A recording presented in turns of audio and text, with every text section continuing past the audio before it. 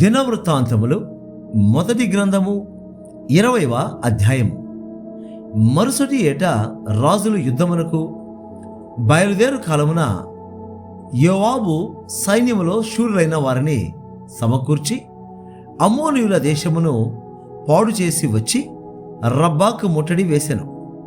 దావీదు యెరూషలేములోనే ఉండగా యోవాబు రబ్బాను ఓడించి జనులను హతము చేసెను. దావీదు వచ్చి వారి రాజు తల మీదనున్న కిరీటమును తీసుకొనెను. దాని ఎత్తు 2 మడుగుల బంగారము, అందులో రత్నములు చెక్కి ఉండెను. దానిని దావీదు ధరించెను. మరియు అతడు బహు విస్తారమైన కొల్ల సొమ్ము ఆ పట్టణములో నుండి తీసుకొని పోయాను.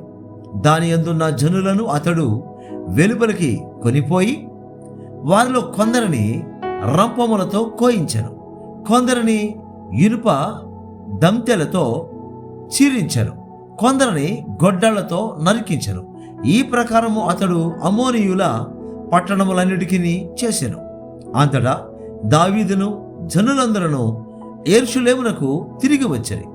అటు తరువాత గెజరులోనున్న ఫిలిష్తీయులతో యుద్ధము కలుగగా హుషాతీయుడైన సిబ్బెకై రెఫాయియుల సంతతి వాడగు సిప్పై అను నొకని హతము చేసెను. అందువలన ఫిలిష్తీయులు లొంగుబాటునకు తేబడిరి. మరలా ఫిలిష్తీయులతో యుద్ధము జరుగగా యాయీరు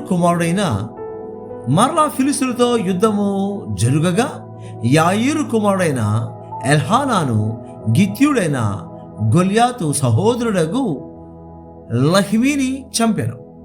వాని ఈటె నేతగాని దోనె ఎంత పెద్దది. మరలా గాదులో యుద్ధము జరిగెను. మంచి ఎత్తరియగు ఒకడు అచట ఉండెను. వానికి చేతికి కాలికి 6 చొప్పున 24 వ్రేళ్లుండెను. వాడు రెఫాయుల సంతతివాడు. వాడు ఇశ్రాయేలులను దూషింపగా దావీదు సహోదరుడైన షిమ్యాకు పుట్టిన యోనాతాను వాని చంపెను.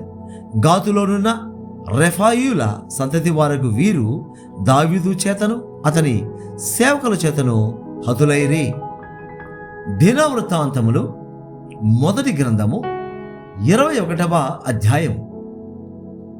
తరువాత సాతాను ఇశ్రాయేలునకు విరోధముగా లేచి ఇశ్రాయేలులను లెక్కించుటకు దావీదును ప్రేరేపింపగా దావీదు యోవాబునకును జనుల యొక్క అధిపతులకును, మీరు వెళ్ళి బెయేర్షెబా మొదలుకొని దాను వరకు ఉండు ఇశ్రాయేలులను ఎంచి వారి సంఖ్య నాకు తెలియుటకై నా యొద్దకు దాన్ని తీసుకొని రండని ఆజ్ఞ ఇచ్చెను.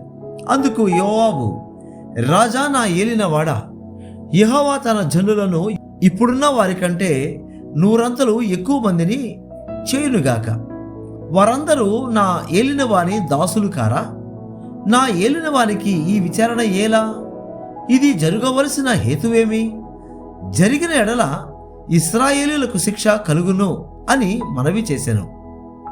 అయినను యోవాబు మాట చల్లక రాజు మాటయే చెల్లెను గనుక యోవాబు ఇశ్రాయేలు దేశమంతటా సంచరించి తిరిగి యెరూషలేమునకు వచ్చి జనుల సంఖ్య వెరసి దావీదునకు అప్పగించెను. ఇశ్రాయేలులందరిలో కత్తి దూయువారు 11 లక్షల మందియు, యూదావారిలో కత్తి దూయువారు 4,70,000 మందియు సంఖ్యకు వచ్చిరి.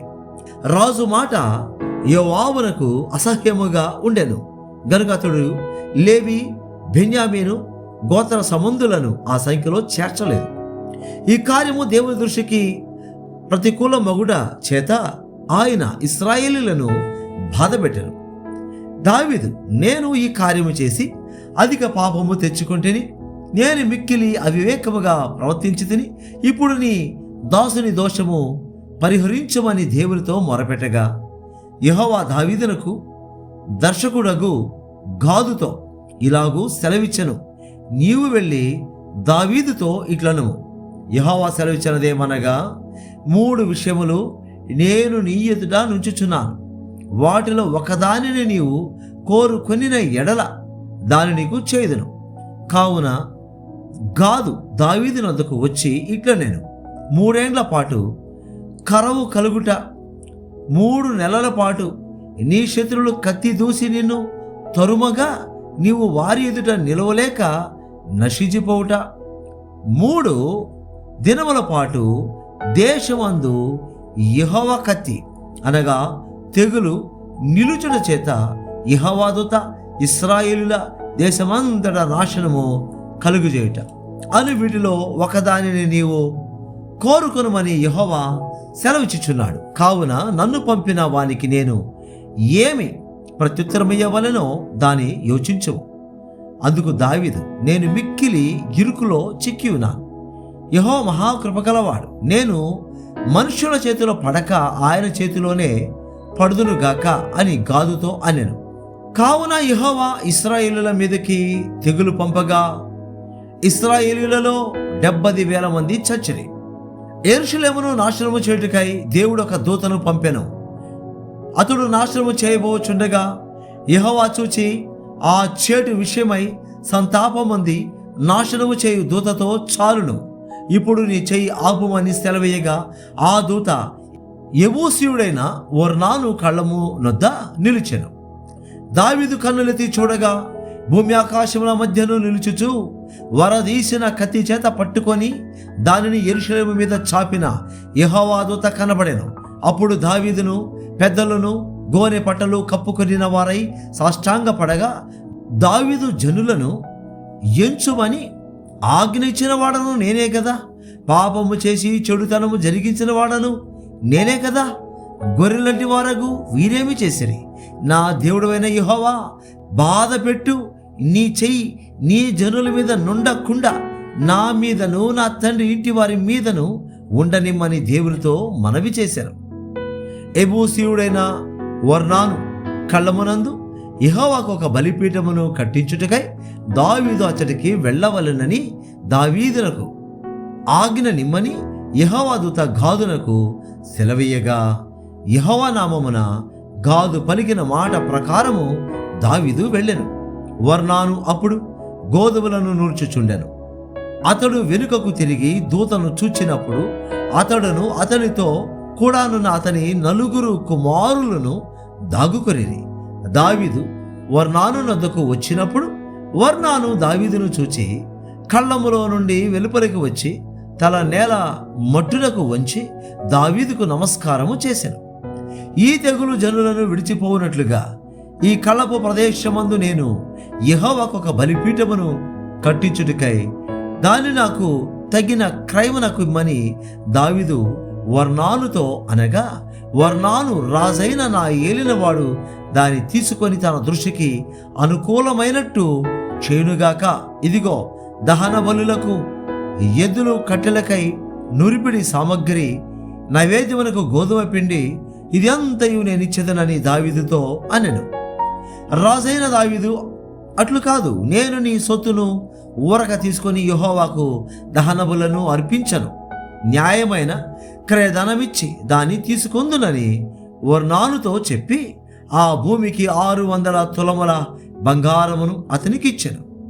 పిమ్మట దావీదు యెహోవాకు అచ్చట ఒక బలిపీఠమును కట్టించి దహన బలులను సమాధాన బలులను అర్పించి యెహోవాకు మొరపెట్టగా ఆయన ఆకాశములో నుండి దహన బలిపీఠము మీదకి అగ్ని వలన అతనికి ప్రత్యుత్తరమిచ్చెను. యెహోవా దూతకు ఆజ్ఞాపింపగా అతడు తన కత్తిని మరలా వరలో వేసెను.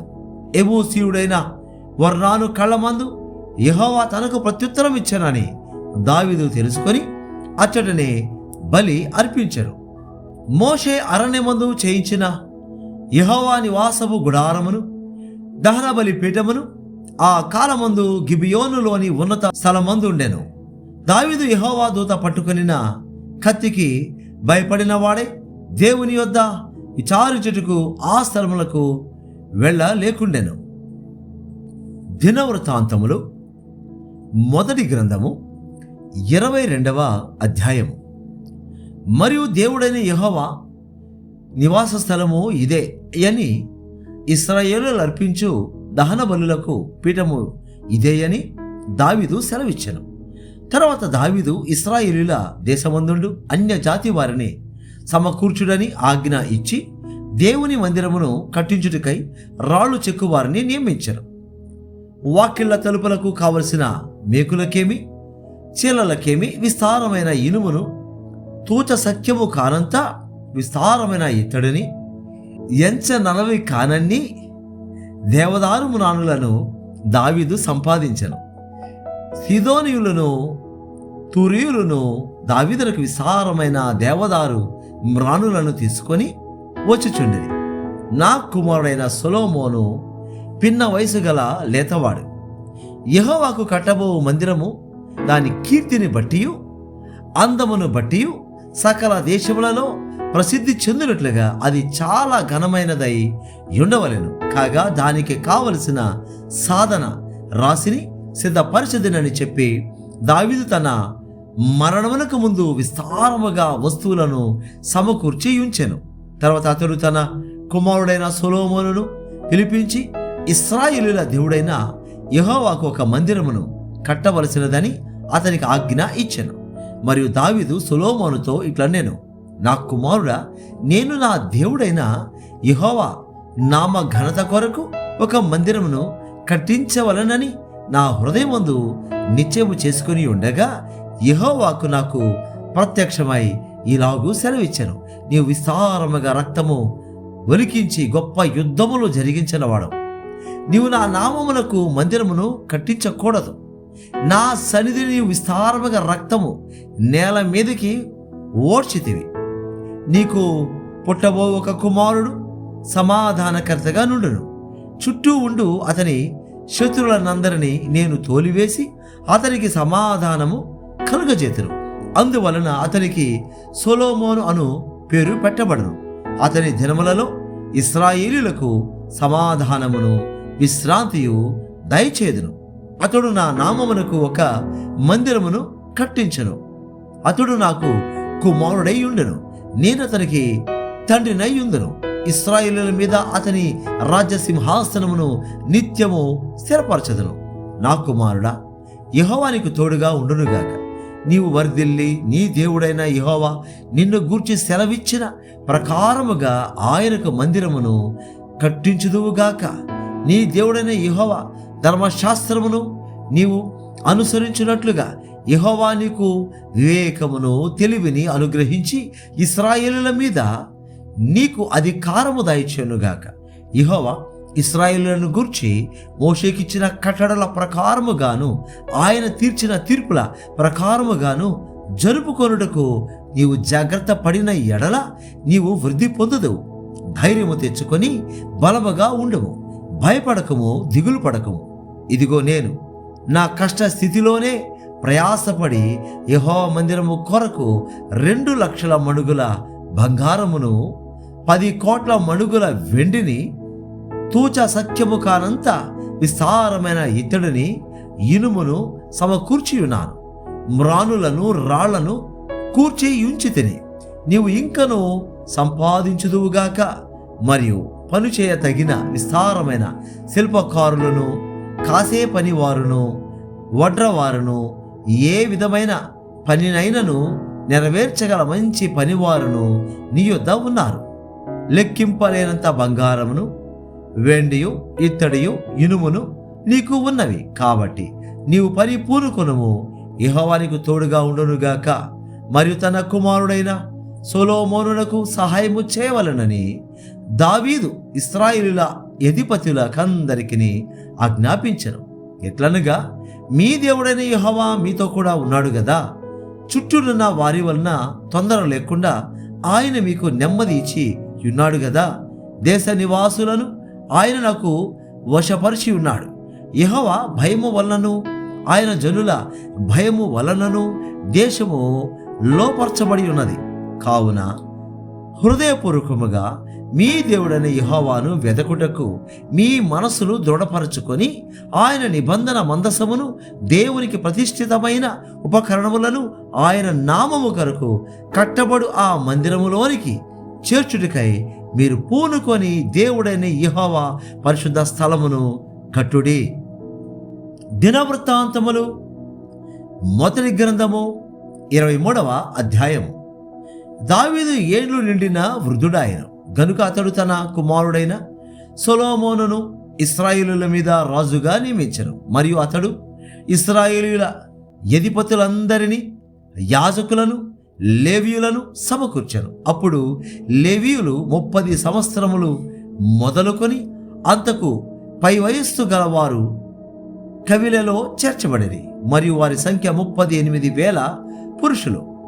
వీరిలో 24,000 మంది యెహోవా మందిరపు పని విచారించువారుగాను, 6,000 మంది అధిపతులుగాను న్యాయాధిపతులుగాను ఉండిరి. 4,000 మంది ద్వార పాలకులుగా నియమింపబడిరి. మరి 4,000 మంది స్తుతి చేయు నిమిత్తమై దావీదు చేయించిన వాద్య విశేషములతో యెహోవాను స్తుతించువారుగా నియమింపబడిరి. గెర్షోను, కహాతు, మెరారీయులు అను లేవీయులలో దావీదు వారిని వరుసలుగా విభాగించెను. గెర్షోనీయులలో లద్దాను, షిమి అనువారుండిరి. లద్దాను కుమారులు 3, పెద్దవాడగు యెహీయేలు, జేతాము, యోవేలు. షిమి కుమారులు 3, షలోమీతు, హజీయేలు, హారాను. వీరు లద్దాను వంశం యొక్క పితరుల పెద్దలు. యహతు, జీనా, యూషు, బెరియా అను 4 షిమి కుమారులు. మహతు పెద్దవాడు, జీనా రెండవవాడు. యూషునకును బెరియాకును కుమారులు అనేకులు లేకపోయారు గనుక తమ పితరుల ఇంటి వారిలో వారు ఒక్క వంశముగా ఎంచబడిరి. కహాతు కుమారులు 4, అమ్రాము, ఇస్హారు, హెబ్రోను, ఉజ్జీయేలు. అమ్రాము కుమారులు అహరోను, మోషే. అహరోనును అతని కుమారులను నిత్యము అతి పరిశుద్ధమైన వస్తువులను ప్రతిష్ఠించుటకును, యెహోవా సన్నిధిని ధూపము వేయుటకును, ఆయన సేవ జరిగించుటకును, ఆయన నామమును బట్టి జనులను దీవించుటకును ప్రత్యేకింపబడిరి. దైవజనుడగు మోషే సంతతి వారు లేవి గోత్రపు వారిలో ఎంచబడిరి. మోషే కుమారులు గెర్షోము, ఎలియెజరు. గెర్షోము కుమారులలో షెబూయేలు పెద్దవాడు. ఎలియెజరు కుమారులలో రెహబ్యా అను పెద్దవాడు తప్ప ఇక కుమారులు అతనికి లేకపోయారు. అయితే రెహబ్యాకు అనేక మంది కుమారులుండరి. ఇస్హారు కుమారులలో షలోమీతు పెద్దవాడు. హెబ్రోను కుమారులలో యెరియా పెద్దవాడు. అమర్యా రెండవవాడు. యహజీయేలు మూడవవాడు. ఎక్బేయాము 4వవాడు. ఉజ్జియేలు కుమారులలో మీకా పెద్దవాడు. యెషియా రెండవవాడు. మెరారి కుమారులు మహలి, మూషి. మహలి కుమారులు ఎలియాజరు, కీషు. ఎలియాజరు చనిపోయినప్పుడు వానికి కుమార్తెలుండరి, కానీ కుమారులు లేకపోయారు. కీషు కుమారులైన వారి సహోదరులు వారిని వివాహము చేసుకునిరి. మూషి కుమారులు 3, మహలి, ఏదెరు, ఎరీమోతు. వీరు తమ పితరుల ఇంటి వారిని బట్టి లేవీయులుగా ఎంచబడిరి. పితరుల ఇండ్లకు పెద్దలైన వీరు 20 సంవత్సరములు మొదలుకొని అంతకు పై వయస్సు గల వారై తమ తమ పేర్ల లెక్క ప్రకారము ఒక్కొక్కరుగా నెంచబడి యెహోవా మందిరపు సేవ చేయు పనివారై ఉండిరి. ఇశ్రాయేలుల దేవుడైన యెహోవా తన జనులకు నెమ్మది దయచేసి ఉన్నాడు గనుక వారు నిత్యము యెరూషలేములో నివాసము చేయుదురనియు, లేవీయులు కూడా ఇక మీదట గుడారమునైనను దాని సేవ కొరకైన ఉపకరణములనైనను మోయ పని లేదనియు దావీదు సెలవిచ్చాను. దావీదు ఇచ్చిన కడవరి యాజ్ఞను బట్టి లేవీయులలో 20 సంవత్సరములు మొదలుకొని అంతకు పై వయస్సు గల వారు ఎంచబడిరి.